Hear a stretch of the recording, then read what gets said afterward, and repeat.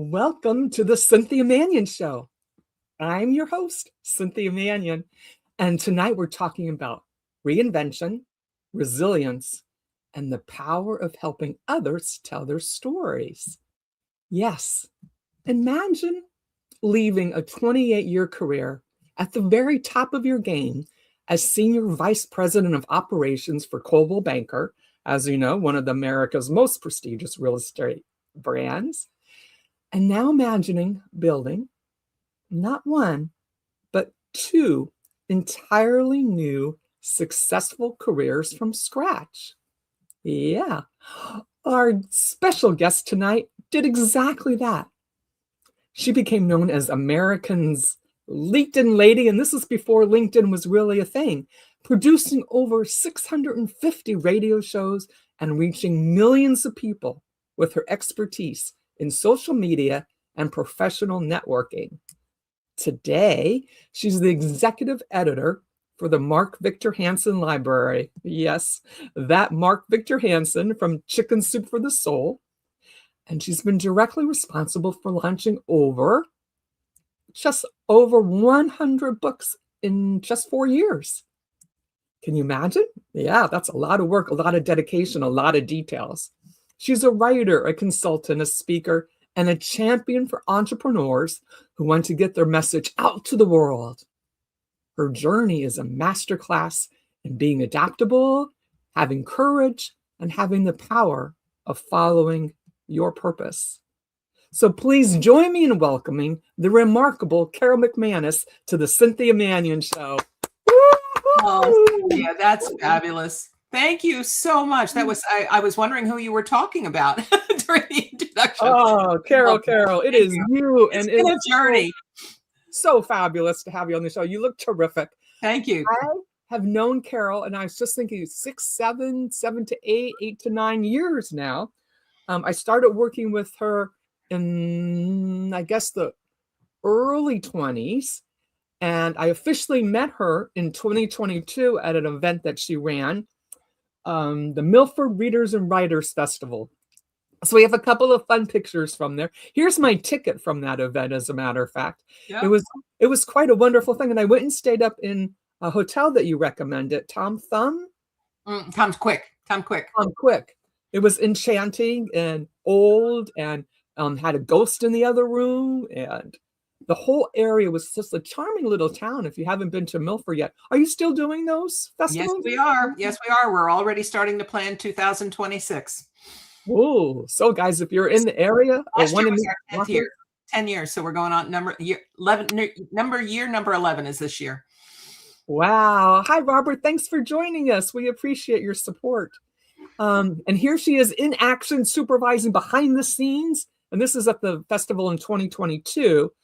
Where it is quite a thing. There's a whole place where all the authors meet afterwards, and you get your book signed. You can buy your books. You can meet people. I think there's a few pictures here of this is an author that I met, Nelson DeMille, and I just found out today that he's passed. Carol, tell us about him and some of the other authors that were there. Well, in 2000, every year we have a headliner, and we've had some amazing people. We've had Gloria Steinem, we've had Lee Child, we've had Alan Alda, and others, Harvey Fierstein. We've had some great lead authors, but Nelson was in a class of his own. First of all, I've been a fan of his for years. I've read his books for years. When he was with us in 2022, he had his son with him because it was the first time he and his son had co-authored a book. Yeah. And that was an interesting story about father-son working together and how different their styles were. But he really is, he was an incredibly creative individual and very generous with the audience, because the way we do this festival is really quite different than some other writers and publishing and, writers, readers and publishing festivals, because we try to make it intimate. It's a nice little theater in Milford, Pennsylvania. We have about 300 seats, and we really want the audience and the authors to be in conversation. So besides, about a 45-minute presentation from the stage, they get to meet them and you get their book signed and talk to them afterwards and chat. And he was very, very open and generous. And a lot of people who knew his stories and a lot of them were based in the Northeast, so there was some affinity with that. But he did have some health problems. We didn't know it then, but he had them at the time. But he passed away, I want to say last year, and when I say last year, I really mean 2024, not 25. So it was sad to leave him, but his son is carrying on his legacy and going to be writing more books. So pretty cool.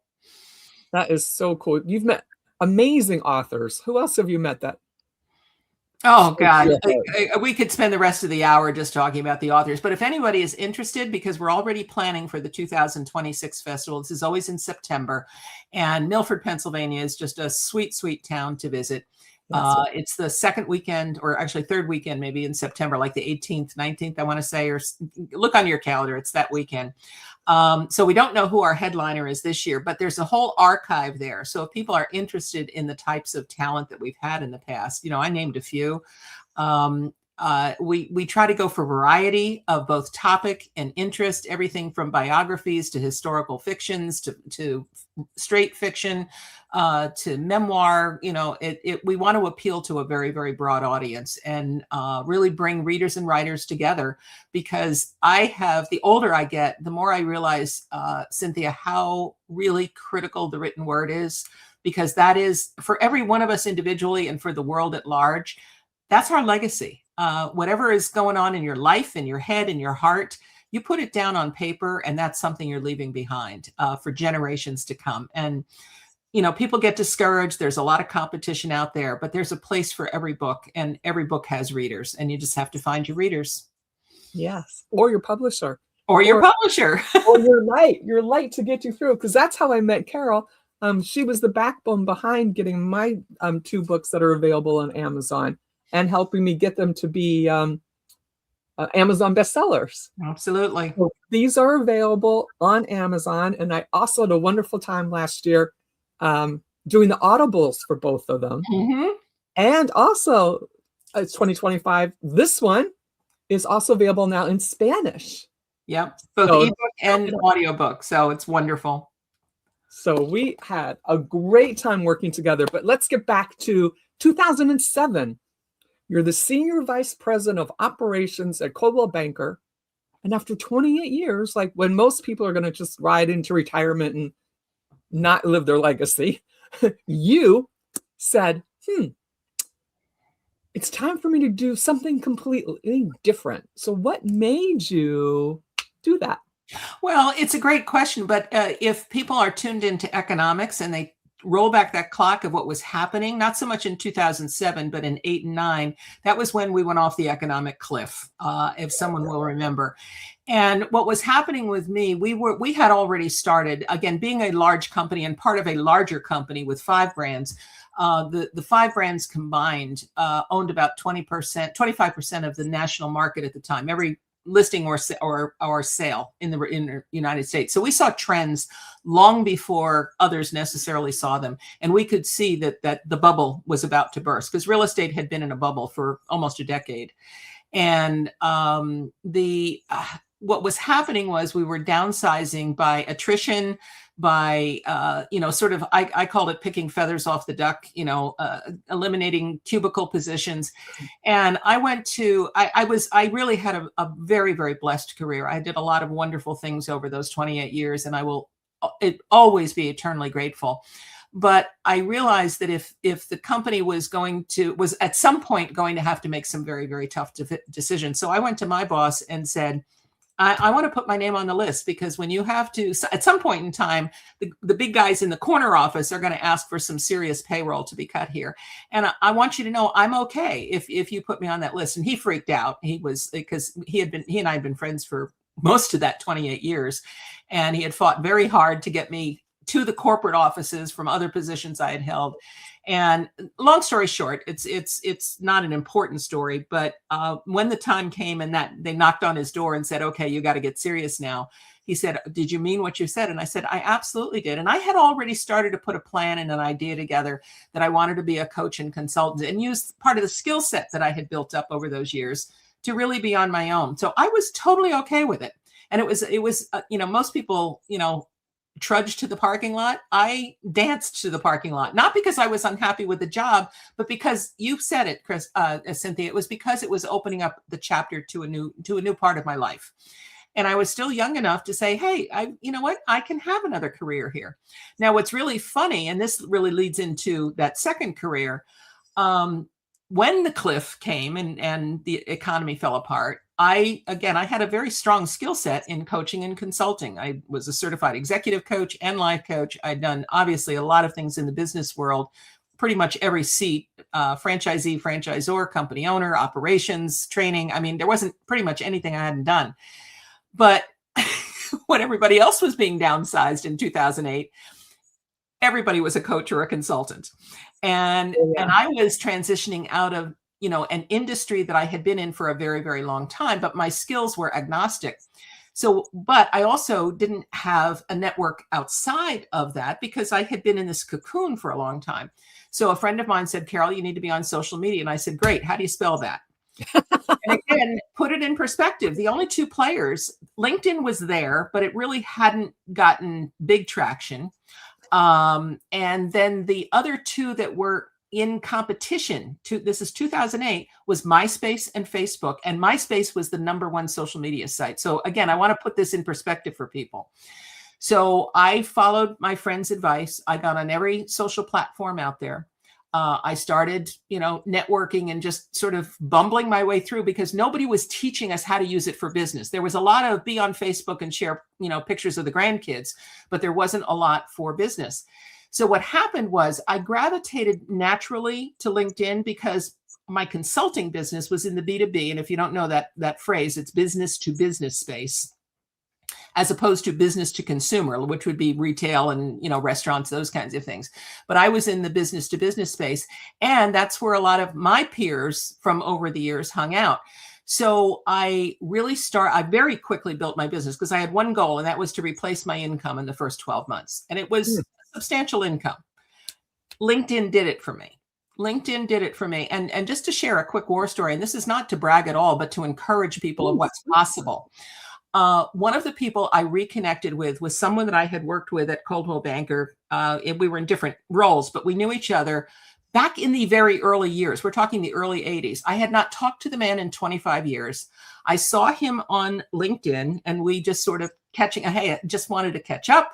This is what I'm doing now. How are you? Well, it turns out he was a consultant in Southern California, which is where he had always been based. And he says, let's get on the phone and catch up, which we did.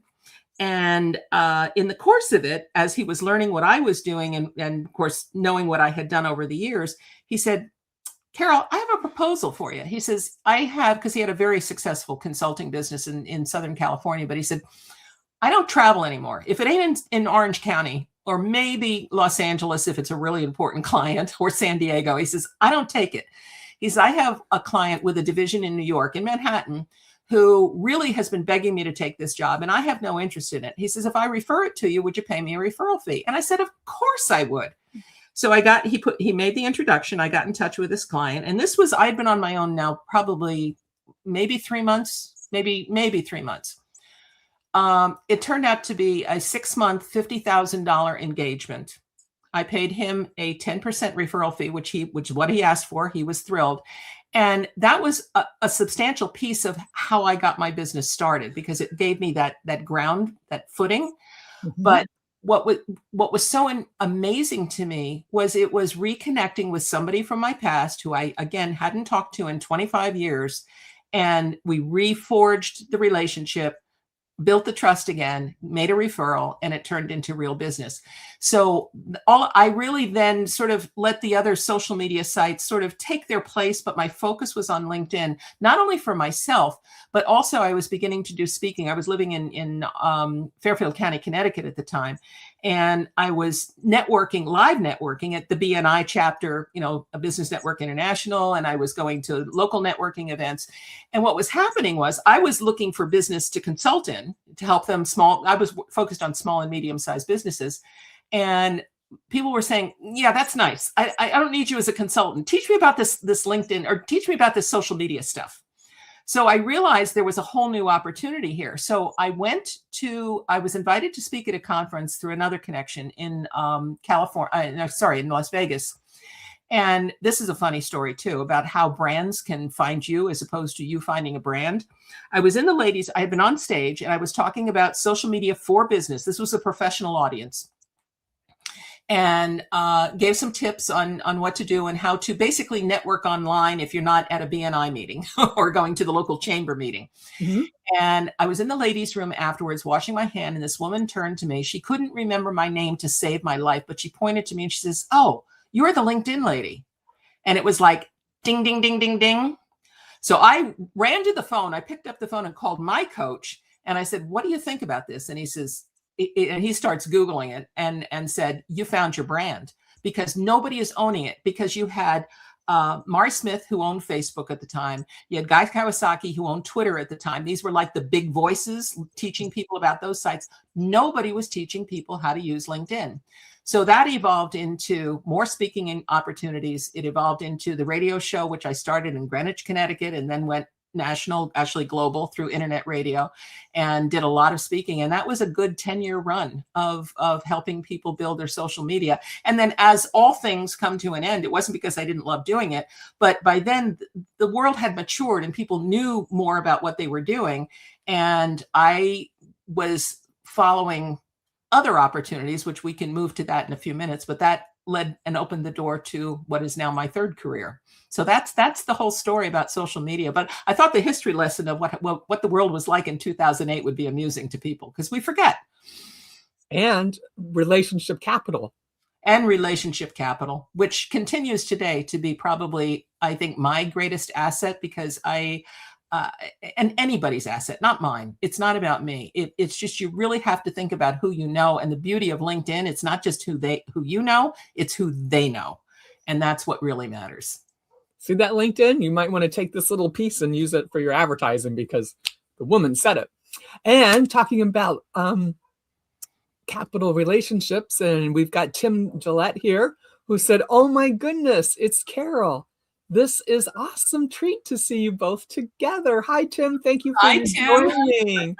There's another name from the past. Hi, Tim. It is so fabulous. It's a small, small world. Yes, it is. Yes, it is. And remember all your friends and all your lessons that you learn from them, and, reach out. If you reach out to like 5 people a day, keep that relationship capital growing and growing and growing. So when you decided to launch your own coaching and consulting company, did you have a clear vision, or were you figuring it out as you went at that time? Oh, I had a very, very clear vision. I wanted to really, again, this goes back to the years of experience that I had with Coldwell Banker, because I was on both the franchisee and the corporate owned side over those years.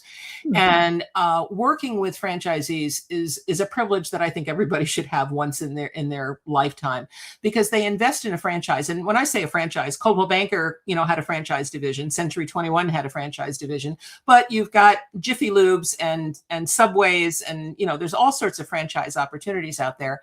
And what you're buying is the right to use the brand and have that sign above the marquee, which gives you, instead of Joe's Burgers, you have, Subway, working for you, or it could be a Pizza Hut franchise.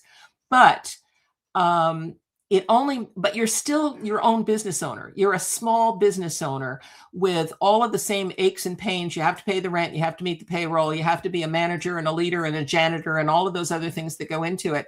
And what I learned from our franchisees in particular, and our broker owners over the years, was there was such an appetite for growing, because you're not in business to lose money, you're in business to make a profit. And I knew how to do that. I had done it successfully as an operating officer in Hawaii, and turned a $200,000 loss into a multi-million-dollar commitment very quickly. So I knew I had the bones and the skills to do that. But also I had seen others, ebb and flow and do good things and bad things. So I really wanted to focus on that small entrepreneur market who wanted to take their business, it's a tired phrase, but take their business to the next level. So that was my passion. That was my vision. I wanted to, so I was in, I would say, the $2 to $20 million range. And for business people who are listening to this, that was my core target. And it was not necessarily in real estate. But again, because of my background and because of the way relationships work, I tended to specialize in the service industry. So it became insurance and law and medical. I worked with doctors and dentists and of course, real estate companies over the years. So as I was doing that, that's how it all grew. And as often happens when you're in the service business, again, relationships, one thing leads to another and leads to another and leads to another. So other than social media, I never spent a dime on advertising, but my radio show was a big part of my promotion and those kinds of things. But it's finding your niche and having that focus of what you really want to do. Perfect. So you produced over 650 episodes of that LinkedIn The Lady Show. Yeah, it was the LinkedIn Lady Show for a long time. And then in the last year and a half, we added a second show. I actually teamed up with a former colleague of mine who was the one who taught me how to spell social media. His name is Ken Herron. And he had moved on to another career, but he was even more of a specialist in social media. He was the Twitter king. And in fact, one of the top 10 go-to marketers back in the days when Twitter used to give those designations. And so Ken and I created a show called Social Solutions because we didn't, at that point, we realized as social media was growing and expanding, it wasn't just about LinkedIn. So I had 2 shows going for a long time and really amazing guests, specialists in the market, just like you, Cynthia. I mean, the joy of doing this and helping people bring their message and asking curiosity questions, which kept me on my game as to what was going on, but it also helped them promote their business or their book or their coaching program or their events, whatever it was. So I really loved doing that. But again, all good things come to an end. And it was like, okay, it's time to retire that and move on to something else. But that's extraordinary. And it is so true. What's one conversation perhaps from all those 650 shows that completely changed your perspective on networking or business? That's a really, really good question. I'm going to give big chops to a name that's probably familiar to some of your listeners. His name is Eric Qualman, and getting him on the show was a big coup because he was a big deal. His show stood out to me because he really not only taught my listeners, but he taught me and again, it's a tired phrase, but thinking outside the box and looking for opportunities and always the curiosity, I believe, was one of his key words. At least that's what I remember. And I was doing those things, but I was doing them sort of unconsciously, and I became more consciously aware of that. So I would probably give him credit. But there were so many wonderful guests, so many that I couldn't even name them all. Can you share a story about someone that really transformed their business through LinkedIn and what they did to make a difference? Oh, God. Again, I've got many stories, but I have one person who came to me. I met him at a speaking engagement. He happened to be in the Connecticut area. We were in Las Vegas at the time, or maybe it was Los Angeles at an event, but he was in my backyard. So he became a consulting client, and he was one of the people who, I'm not going to be on social media. I'm not going to put myself out there. So he came kicking and screaming. I said, look, I want you to ignore everything else, because in those days, this was even before Instagram came about. So it was Pinterest, which was for the ladies who wanted to share recipes and wedding pictures, those kinds of things. And I don't mean to degrade Pinterest. It had a great spot in this, but it was a very unique spot in the social media space. Twitter, which drove most people crazy because it was too chaotic and they couldn't manage it and felt they needed to be on it all the time. Facebook, which had already begun to transition away from the college market, the hookup market, which is, if anybody remembers, that's where it started. It was for the boys, Mark and his friends who established it so they could hook up with girls in college, and then it evolved into something else. But the youth market had moved away from it. The business market was beginning to take over, but it really had changed the chemistry of how it was being used. And business wasn't really, if you were in the B2C business or the relationship, like social club kind of thing, like readers groups and moms groups, that was working on Facebook. But again, this person that I'm thinking about who really did transform his business was pure B2B. I don't want to give too much away because I don't want to compromise him or his profession. So I'm not even going to say what profession it was, but he was in the professional space and kicking and screaming. And I said, I want you to focus on one thing and one thing only, and that's LinkedIn. And he did. And he had a personal goal before I ever came into the conversation. He had a personal goal to bring 2 other people into his business within a year so that he could begin to build a plan for retirement. And he quadrupled what had been his goals for growing the business in 12 months because of relationships, because he had forgotten how connected he was. He went to a very prestigious college. Like many of us, had lost touch with the people, and that's where we started. And it was just through reconnecting with people that he knew in college, and then it grew from there, and it exploded. It exploded. So, as you said, social media has changed so much since then. What core LinkedIn strategies from your LinkedIn Lady Days still work like magic today? I would say the basics. What still works is if you really treat it as your personal, and I'm going to use a phrase that's going to freak a lot of people out, and it will betray my age. It's your Rolodex, okay? For those of us who remember that little thing we used to have on the credenza with little cards on it with people's contact, your LinkedIn connections are your personal Rolodex. And this is the image that I used to plant with people, is the difference is when you walked into somebody's office and you saw the Rolodex on their credenza behind them, because they're sitting at their desk, you were curious as to who was in that, who was on those little white cards. When you go to LinkedIn and you connect with people where you have that first degree separation, you are getting into their Rolodex because you can say, oh my God, Cynthia, you know Joe, whoever, and I have wanted an introduction to him. Would you mind making an introduction? Now, you and I already have a relationship, and you're going to say, of course I'll make an introduction. How can I help you? Mm-hmm. So it's that personal connection of getting connected to other people through connections. Now, what I'm going to say, what I don't like about how LinkedIn has evolved, I think it has, unless you manage it yourself, it has moved away from that as a platform. And I understand why. It's a pure business thing. It has had to compete with the other social media platforms. So it's become very salesy. And I will tell you that it really angers me when somebody sends me an invitation to connect. And when I was speaking a lot, I accepted most invitations because even though I may not have known them, if they were in an audience of 300 or 400 or 500 people, but they wanted to connect with me, I wanted to encourage that because it was part of my business and my brand at the time. I don't do that anymore.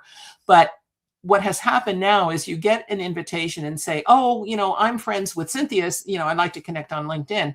And you connect, and 30 seconds later, you get the email about, oh, I want to sell you my newest widget. I know. It's horrible. That is not the purpose of LinkedIn. And the people who abuse it that way, or not that it shouldn't be used as a sales tool, it should. But again, I'm an old-fashioned in my thinking. To me, it should still be professional protocols. The same thing you would do if you went to a chamber meeting or a BNI meeting, or you went to a church social and you wanted you saw the mayor of the town walk in and you didn't know the new mayor, but the person you were having a glass of wine with did, and you asked them to introduce you. To me, if you want to keep that spirit of LinkedIn, and if you keep that spirit yourself and you encourage the other people you connect with, then you've got it still remains the most powerful tool, for networking, no question. Ladies and gentlemen, take a lesson here. You got it right from Carol McManus. Think about it. So when you connect with somebody, it's a relationship. You just met this person.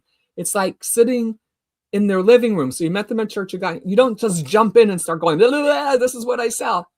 You have to have a warm-up period and earn the right. Earn the right. There you go. Yes, because I have people, and someone they'll say, oh, I want to help you with your podcast. And I'll just type back, have you ever seen it? And you'd be surprised how many haven't. I think one out of about 100. Yeah, that's a scary thing. You know what? I'm not carrying the conversation further if you haven't even watched one of my 102 podcasts. Yeah.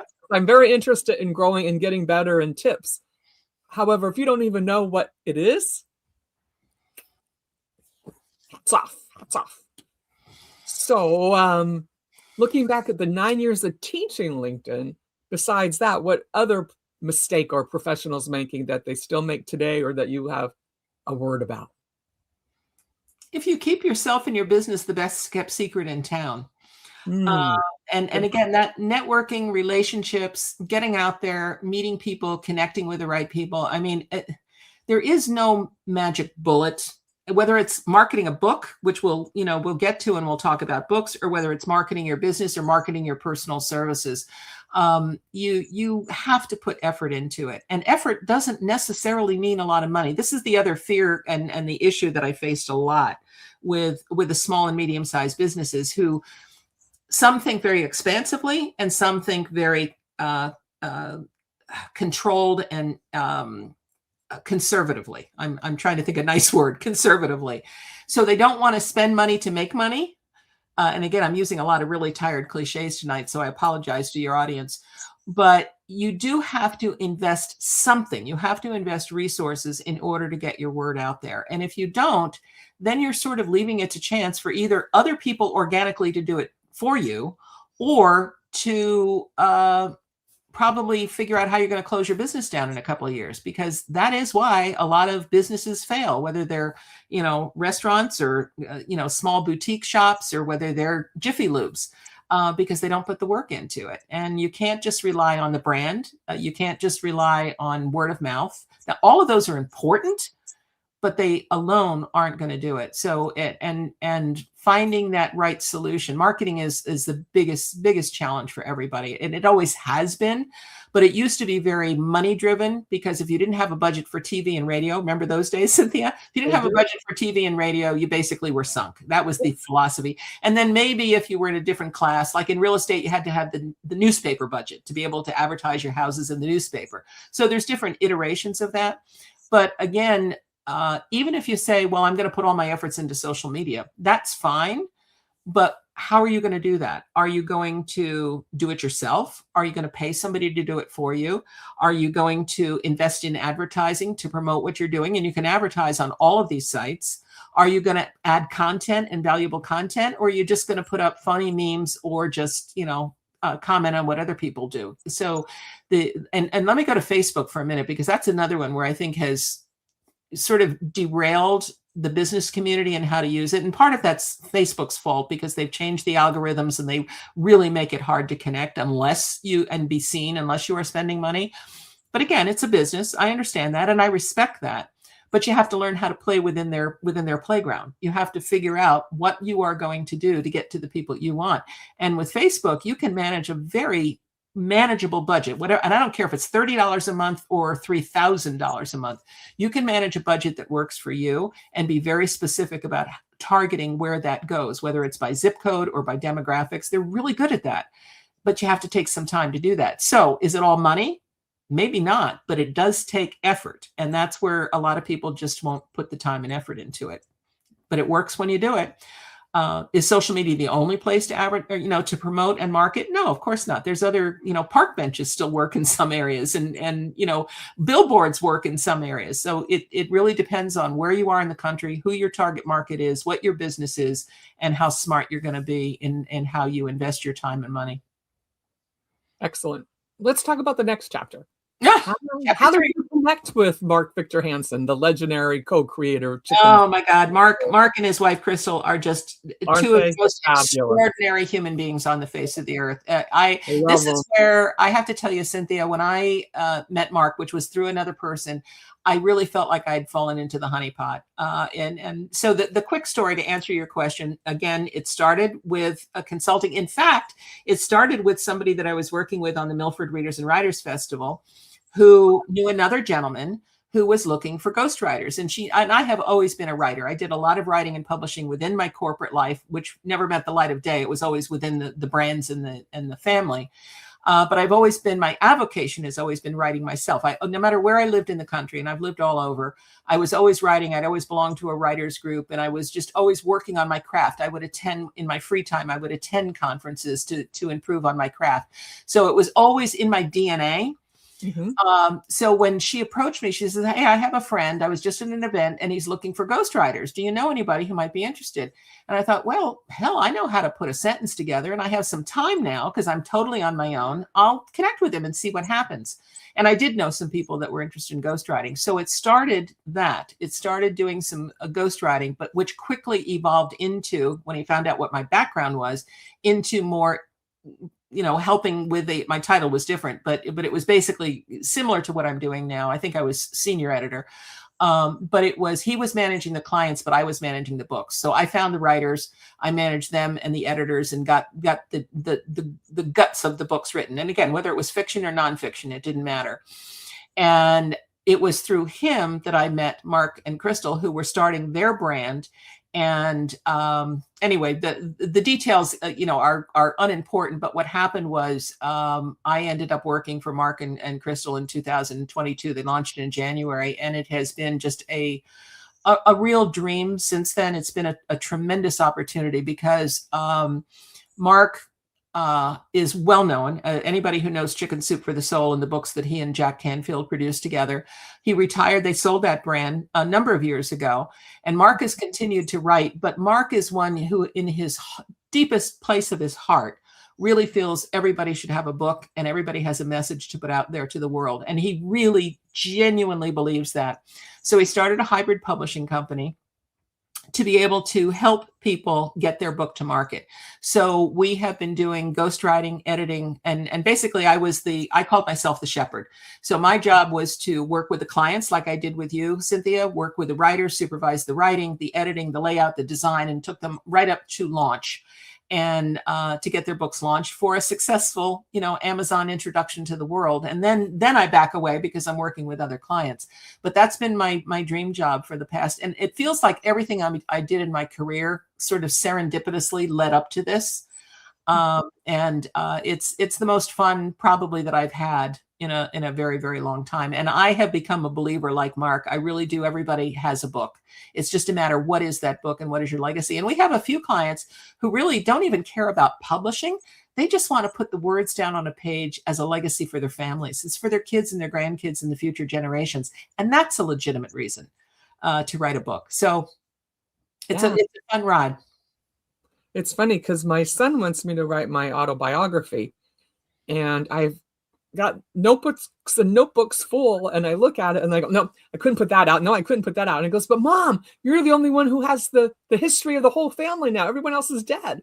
I'm like, oh, so it's on the list. Well, it's funny. We do biographies for other people, and then some of them are putting their own name on the cover, which makes it an autobiography. And I have to tell you, Cynthia, a lot of people have that fear going into it. But unless you're really, really, truly pulling skeletons and being mean-spirited and negative about it, the fact of the matter is the truth is the truth. And here it goes. This goes back to the crafting of a story. You can tell some pretty unfortunate stories in a family's history, but frame them so that they aren't really quite so negative. For example, there's one that I'm working on right now where the woman was very concerned about, it's really more of a memoir that she's doing. It's not a full-on biography, but she was concerned about talking about her father's abuse as a child, not physical abuse, verbal abuse, and just, you're nothing, you're never going to be anything, those kinds of things that we hear about.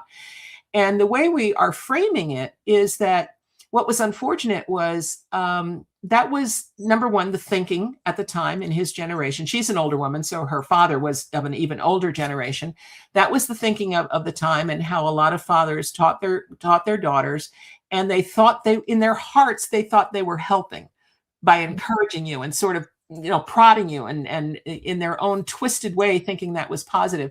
So we're finding a way to craft that and turn what could on its surface seem very negative and resentful into perspective of why things happened that way at the time. And she had since come to peace with it, But like you, she was concerned about, well, what's everybody else going to think, and what are the family going to think? And the answer is, it's all in how it's the craft of putting the words in the right order and the sentences in the right order and the spirit and the love in how you put your story out there. And that's a skill that I'm very proud to have worked on and that I can help other people with. Ooh, that's very interesting. Do you hear that, ladies and gentlemen? Do you have a story in there?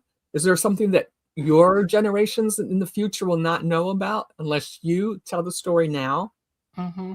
Think And about that's how we learn. I mean, think about, and again, this, I don't want to get too philosophical on you, but if you go back in ages, if people hadn't started putting things down, and I don't want to go back as far as the tablets, but in writing and passing that down from generations to generations, how do we learn? How do we grow? How do we mature? How do we take that knowledge and move it forward? Because, we're not living our lives the way they lived it in the Dark Ages or in the, the Renaissance or even in the 1800s. We're in a different world today, and our world is moving very fast. But it doesn't mean that we can't learn and appreciate what has come before us. And if it's not in the written word somewhere, then it's lost forever, and we can't learn, and we can't grow, and we can't change.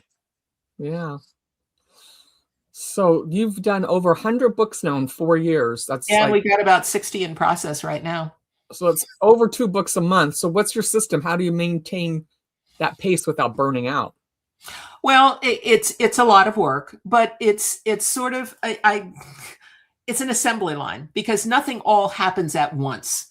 You know from your own experience that you go through the downloading of the information, getting some words on paper, and then you start working it together over a period of a couple of months to try to make sure you get the story right, and that and then you go into the once you've got the manuscript in a shape that you're proud of, then you move on to, okay, now we have to get serious about making sure the spelling and the punctuation and the grammar and all that stuff is right. That's what copy editors do. And by the way, there's 2 very different skill sets.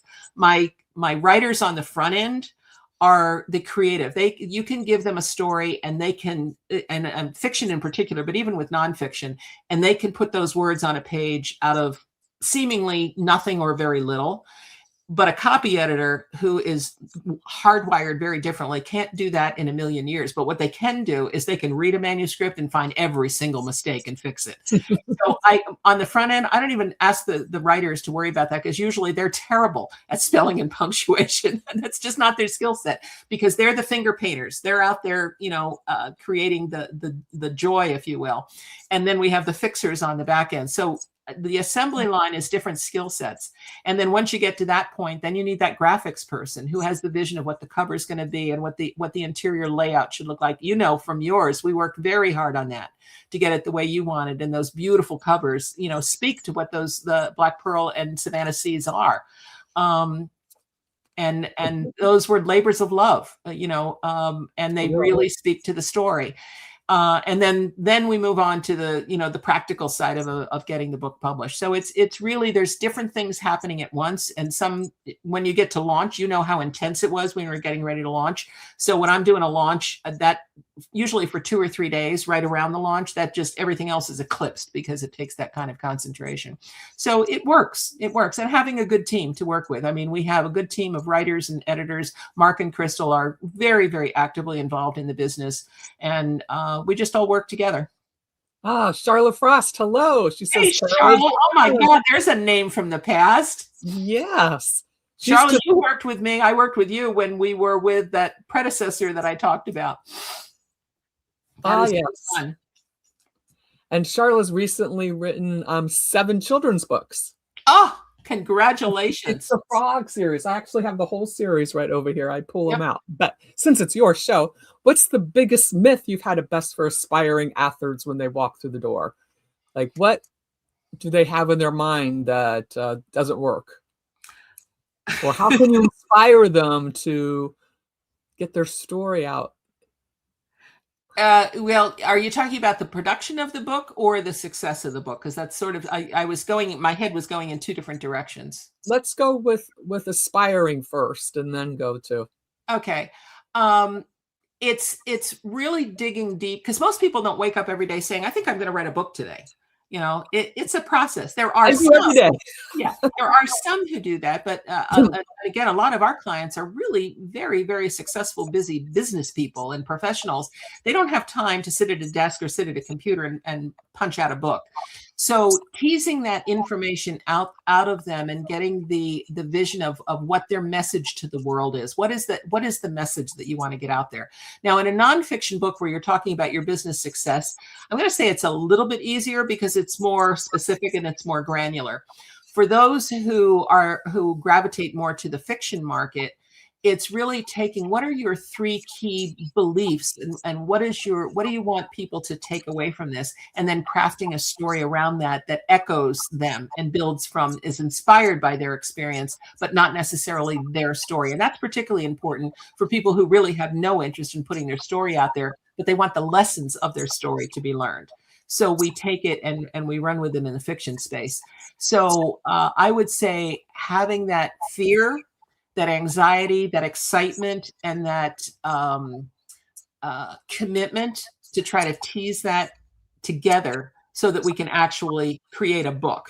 Because, I will be honest with you, most people who aren't writers and haven't, spent their time like me going to writers groups and writing for years, have an idea, but they're lucky when they put it on paper to fill 10 pages which is not a book. But they have a beginning. They shouldn't be discouraged by that. They have a start, and then we just have to build it from there. So it is sort of like dumping the Legos out on the floor and then figuring out how you're going to build a castle. It's a little bit of that. So you've had the front row seat to hundreds of people's why they wrote the book, but what separates the books that create a real impact and grow businesses from the ones that just sit on the shelf? Your listeners are not going to like my answer to this. It's okay. It's the hardest part of creating a book. The work starts when the book is done. And it's that big M word, that nasty M word. It's called marketing, promotion, advertising, whatever label you want to put on it. But I'll put it under the marketing umbrella.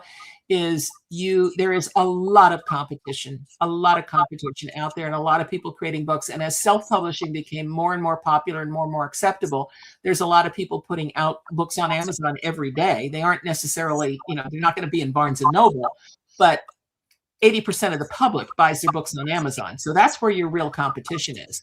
So it's putting the work in to let people know that the book is there. So you have to market yourself. You have to get out there and promote yourself, do book signings. You have to do the legwork. And I don't care whether you're self-publishing, whether you're working with a hybrid publisher, or whether Simon & Schuster signed you. If you're one of the big houses, you still have to do the marketing because it's your name on the cover. And putting that effort into it, and not just for the launch. Successful marketing is a sustained effort over a long period of time. And then, if it's a really good book, it will catch its own wave, if you will, and then it does become organic, but that doesn't happen automatically. And what's really sad, Cynthia, is some of the best written books out there that I've seen are lucky to have a half a dozen reviews and probably very, very few sales, because reviews usually reflect the number of sales. And there are others that honestly aren't particularly wonderful books, but they're successful because the author put the effort into marketing it. So they've convinced everybody it's a great book. Yes. So you really have to realize that the book is only phase one, and the hard work starts after that. But you know what? It's back to what we were talking about, small businesses. Let's say your family had your grandmother on both sides. Your mother and you have been antique collectors for years, and you decided, hey, I'm going to retire from my job. I'm going to open an antique shop in town. Great idea. But if all you do is throw your antiques into a storefront and then you sit there and wait for people to come in, probably nothing's going to happen, or it's going to take a very, very, very long time. So the principles are the same. If you're going to promote yourself, and a book is a promotion, you have to work at it. Good analogy. I'm going to do a shout out to Kevin. Thank you for joining us. I appreciate your support. It's always nice to see you. Have any book launches that went out, didn't go as you planned, like any disasters or funny stories you have? Actually, Actually, no. We're so we have such a system for our book launches that we really work with our clients, right up to this is what you need to do. This is when you promote it. This is when you have to tell people to buy, and they don't have to buy a paperback if they don't want to spend the money. Just buy a Kindle, just so that they will boost your sales and get your attention, because everything on Amazon, and this isn't just books, everything on Amazon is controlled by algorithms, and it's what they promote and what they support and what Amazon will become your best friend if you do the front work to get the book going. And then once you reach 75 reviews on a book, once you have X number of sales, and once they show that there's momentum, then they'll start showing you as hey, if you're interested in Cynthia's book, maybe you'd like Carol's book. But they won't do that until you make it happen. Oops. So ladies and gentlemen, if you can get out there and please write me a review on Amazon. Savannah C's Maiden Voyage. It's the first one of a series of 7. And you can catch all of my other ones too. They're very good. They're all written by different authors. And Black Pearl, A Love Letter to the Ocean. It's fabulous. I love it.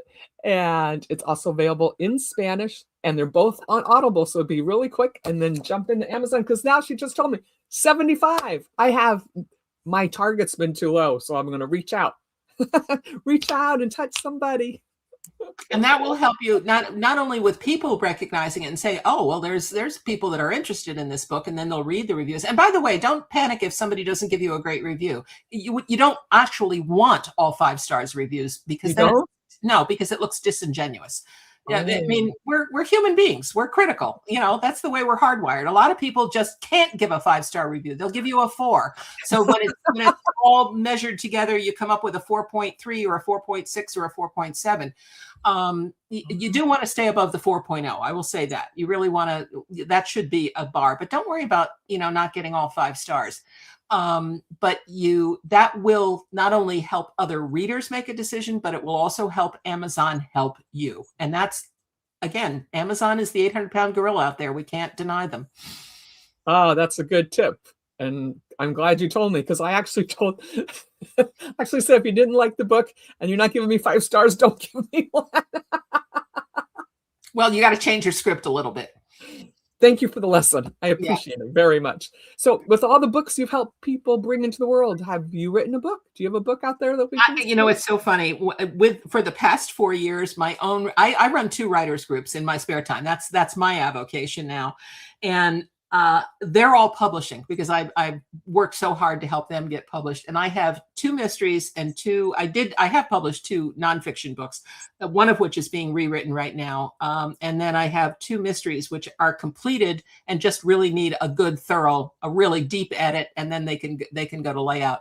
So when our writers group, because I bring them together at Christmas time, when we did our holiday party, I made a declaration to them. I said, this is the year that all 3 of these books are going to get published. I promise you. So that is one of my goals, to come back to my own writing, because am I aspiring to be John Grisham or James Patterson? No way. But I do have some good stuff that I think people would enjoy reading. So that's my personal goal for this year. But thank you for asking that. So I'll let you know when you're ready to go. I love it. Yes. I'll definitely give you reviews. What's your favorite book of all time? My favorite book of all time. Oh God, that's an impossible question. I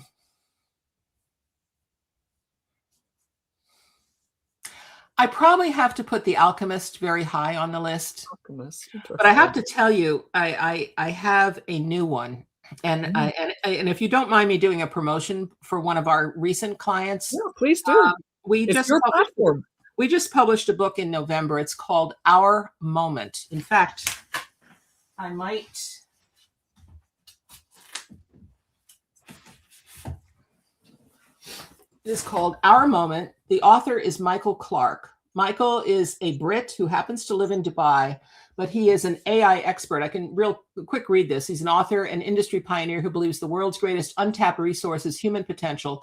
From leading digital transformation in Fortune 500 boardrooms to advising governments and smart cities, he has dedicated his career to reimagining data, AI, and education. And today he helps industries and individuals prepare for the next economy, unlocking what people can truly become. So that's Michael as a human being.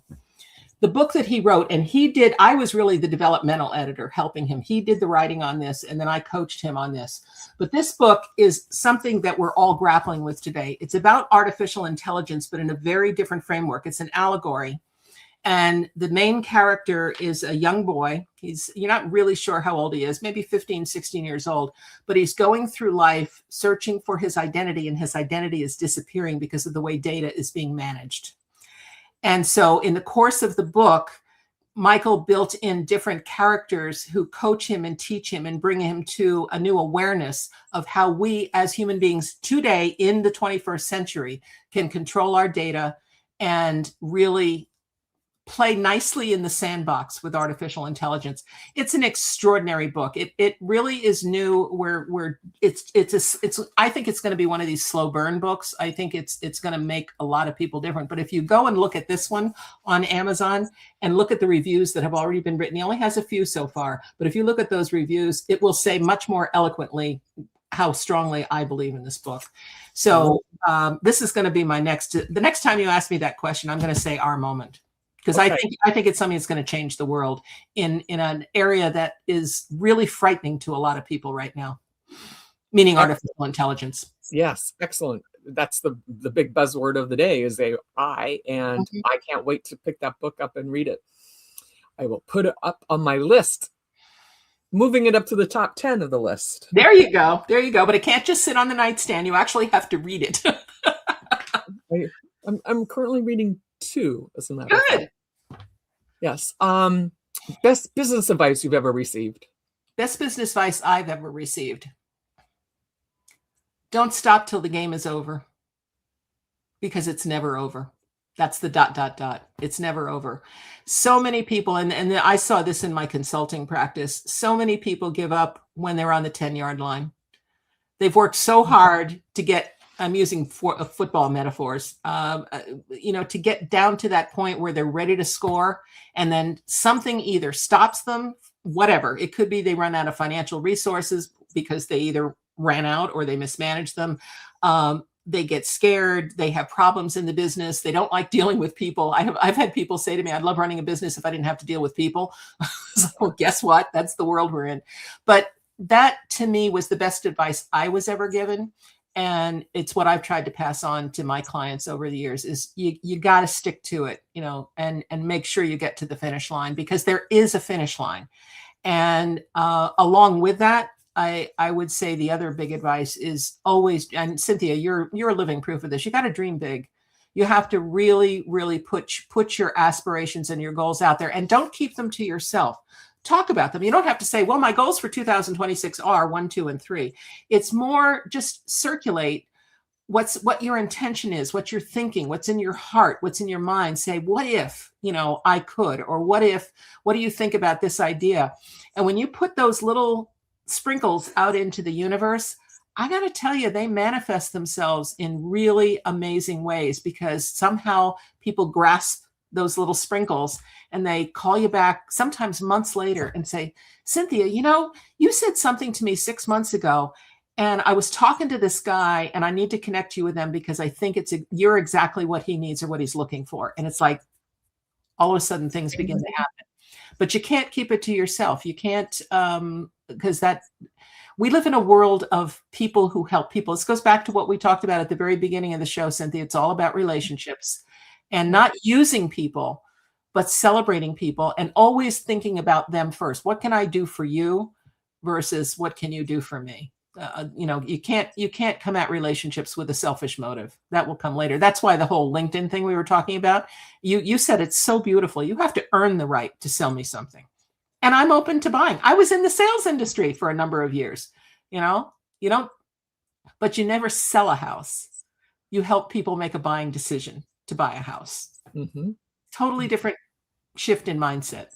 That's why you were so successful. You're already on this. Yeah, but I didn't sell how I won't. But you're in the environment. I was in the space, and I was teaching people how to do it. So, Glenn Morshar likes to say, you keep throwing out your boomerangs, and they come back to you eventually. You never know when, but just like I say, five a day, just because you never know. And you don't just like, don't think, oh, I found this person on LinkedIn and I'm going to reach out to them and then wait. No, as Carol said, you have to keep going. Don't stop before you get to the finish line. Yeah. And I find some of the best doors open when you use curiosity to your advantage. It's when you ask questions and you really invest in people, as opposed to, like you said, starting with me, I don't care is what the other person's thinking, when I have this nice smile on their face going, okay, how do I end this conversation, walk away gracefully? Killing me softly. Yeah. Let's put up ways that people can reach out and reach Carol. Let's get her through her LinkedIn if you don't know it and you haven't found it yet.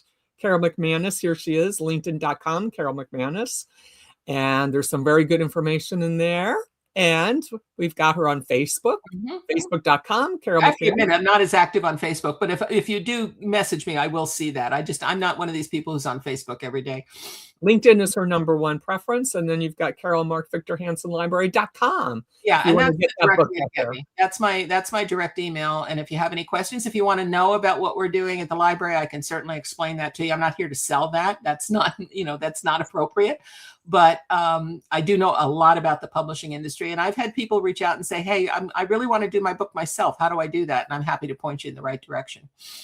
So, Carol, as we wrap up, what do you hope your legacy will be? Oh, golly. You ask great questions, Cynthia. What do I want my legacy to be? Thank you. I think I put, I've never really thought about that or put it into words, but what popped into my mind was she always tried her best to help me and others first. That's what I want the legacy to be, because I really do try to practice that every day. And again, it's come back to me 1,000-fold. So I think that's it. I think it's there, that I'm there for others first. Beautiful. Thank you. Thank you. Thank you, ladies and gentlemen, for joining us today on this informative talk with Carol McManus. So please share this out. Send it out to people who might not have thought about writing their book yet, or maybe it's you who want to get your legacy out there, and let people know what happened to you, or maybe that little book that's been percolating in there all these years. Now you have a great connection. So share this out, and the Cynthia Manion Show will be on next Wednesday at 7 p.m. Eastern Standard Time. I look forward to seeing you there or in one of the replays. And if you have nothing else to do, please go ahead and write that Amazon review for Black Pearl, Love Letter to the Ocean, and Savannah Seas, Maiden Voyage. Okay, thank you. And if you catch me at one of my readings, I'll be happy to sign them for you. Okay, love you all. Make good decisions. And Thank Frank Miles, hey there. There's a voice from my past from LinkedIn, as a matter of fact. How you doing, buddy? Give me a holler. Bye, guys. Thank you so much. Good night.